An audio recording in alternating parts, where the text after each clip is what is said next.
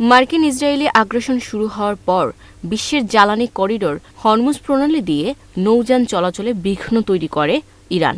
এক পর্যায়ে ইরানি সেনাদের হামলা থেকে রক্ষা পেতে জ্বালানির ট্যাংকারগুলো সমুদ্রপথটি দিয়ে যাতায়াত বন্ধ করে দেয়। তবে আরব সাগরে মোতায়েন করা মার্কিন যুদ্ধবিমানবাহী রণতরী ইউএসএস আব্রাহাম লিঙ্কনের কারণে অতি গুরুত্বপূর্ণ এই পানিপথ নিয়ন্ত্রণে বেগ পেতে হচ্ছিল ইসলামী প্রজাতন্ত্রকে।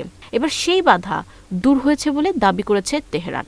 ইরানি গণমাধ্যমের খবর অনুযায়ী একজন ইরানি নৌ কমান্ডার এ অঞ্চলে মার্কিন বাহিনীর বিরুদ্ধে প্রতিশোধ নেওয়ার হুঁশিয়ারি দিয়েছেন।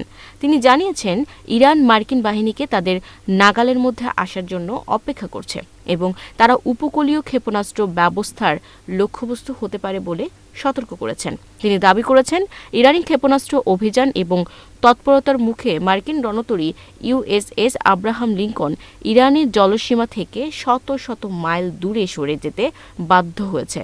এতে হরমুজ প্রণালী এখন থেকে বিনা বাধায় এককভাবে নিয়ন্ত্রণ করতে পারবে তেহরান।